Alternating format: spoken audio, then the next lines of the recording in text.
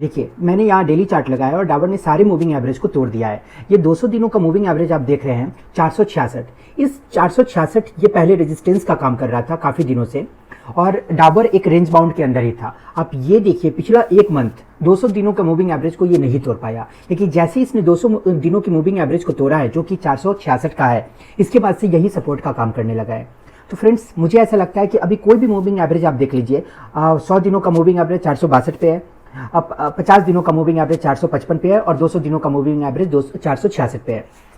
तो ये तीनों मूविंग एवरेज बहुत ही स्ट्रांग सपोर्ट का काम करेगा। और सबसे बड़ी बात है, जितना आप 466 अभी आप खरीदेंगे तो 474 का है, तो हो सकता है 70-75 के रेंज में हम बाई करते हैं।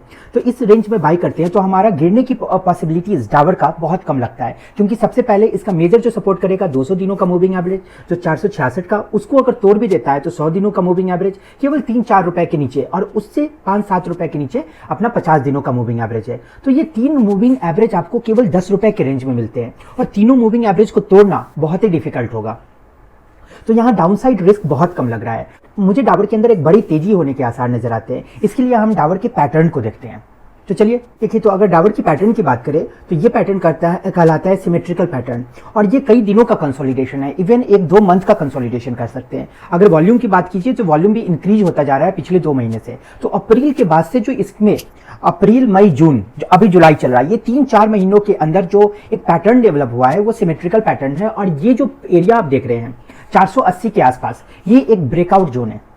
यहां मुझे ऐसा लगता है क्योंकि ये असेंडिंग पैटर्न है तो ब्रेकआउट ऊपर की तरफ होने के चांसेस है। और अगर ऐसा ब्रेकआउट होता है तो आपका टारगेट बहुत बड़ा निकल के आएगा। टारगेट है यहां अगर 480 रुपए से लेकर 380 रुपए तक का, यानी 100 रुपए के आसपास का पैटर्न, तो नहीं भी तो इसका हाफ बहुत स्पीड मूवमेंट होगा। 50 रुपए का मूवमेंट यानी 10% का मूवमेंट बहुत स्पीड एक्सपेक्टेड है। तो अगर 50 रुपए का कैलकुलेशन करते हैं तो 480 पे ब्रेकआउट होता है तो 530 का टारगेट निकल के आता है। और बिल्कुल अगर आप इस सप्लाई जोन को देखेंगे तो मेजर सप्लाई जोन जो है 520 से 525 का ही नजर आता है।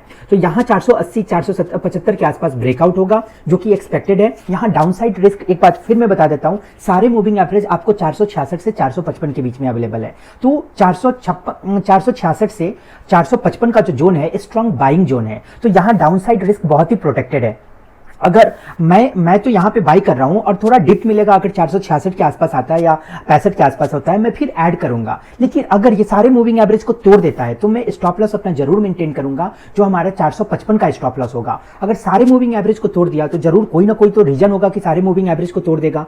तो ऐसे सप्लाई जोन में बने रहने का कोई लॉजिक नहीं बनता है। तो मैं अपना स्टॉप लॉस 455 के लेवल पे मेंटेन करूंगा। अभी 474 का है तो मैं 470 से 475 के बीच में बाई करूंगा। अगर गिरावट आती है तो ये वाला कैंडल है 469 का, इस रेंज में अगर आता है फिर से ऐड करूंगा और मेरा स्टॉप लॉस हमेशा 455 रहेगा। मेरा जो टारगेट निकल के आएगा मैं इसे होल्ड करूंगा जब तक कि ये 525-520 के लेवल तक ना आ जाए। तो मुझे ऐसा लगता है कि ये एक मंथ के अंदर ये शायद 10% का पॉजिटिव मूवमेंट दे दे। तो क्वालिटी स्टॉक है, मैं तो इसमें इन्वेस्ट कर रहा हूं। फ्रेंड्स, आप भी इस पे नजर बना के रखिएगा। ये एक बहुत ही अच्छा ब्रेकआउट वाला जोन मुझे नजर आ रहा है। अगर आपको मेरा एनालिसिस अच्छा लगा तो आप भी अपने हिसाब से सोच समझ के पोजीशन बना सकते हैं।